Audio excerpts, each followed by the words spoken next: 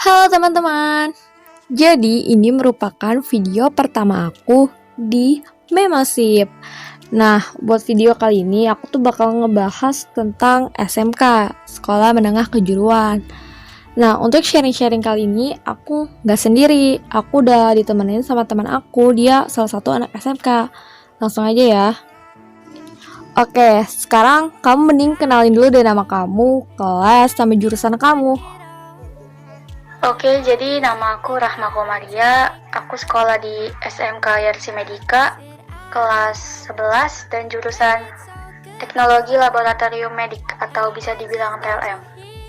Oke, jadi kamu sekarang kelas 11 kan? Nah, aku tuh mau tanya deh, kamu tuh kenapa bisa minat sama dunia SMK? Secara kan rata-rata biasanya tuh orang-orang, bukan orang-orang sih, maksudnya anak-anak SMP itu kayak lebih minat ke SMA gitu. Kenapa kamu lebih milih SMK? Jadi alasan aku masuk SMK itu karena di SMK ada pelajaran tentang kejuruan. Nah, kebetulan di SMK Yarsi itu ada pelajaran tentang kesehatan. Nah, jadi aku ngambil jurusan analis di sana dan itu alasan aku kenapa bisa tertarik sama SMK. Oke, jadi aku mau nanya nih tentang sistem pembelajarannya di SMK gitu. Apakah sama atau beda dengan SMA? Tapi setahu aku sih pasti beda ya, ada yang bedanya.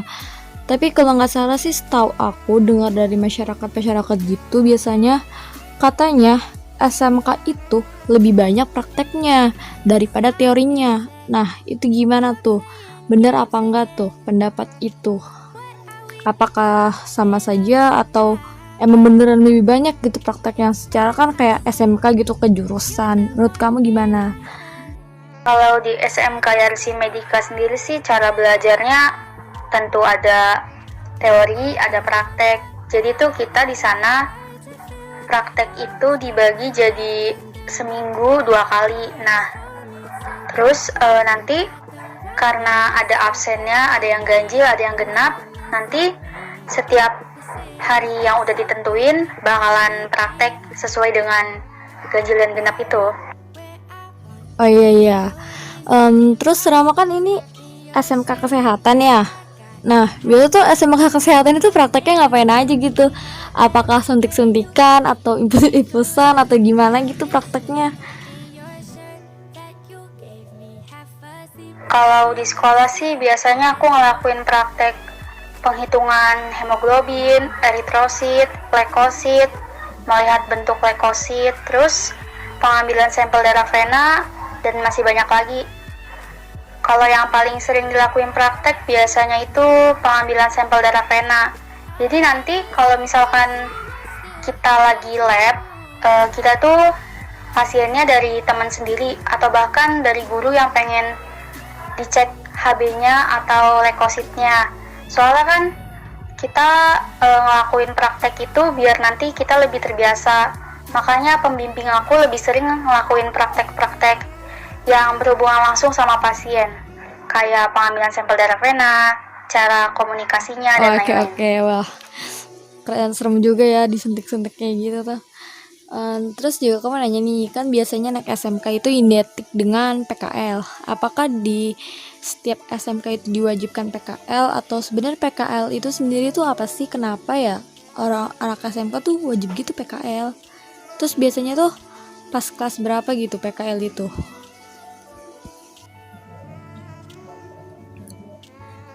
Di SMK pasti ada yang namanya PKL.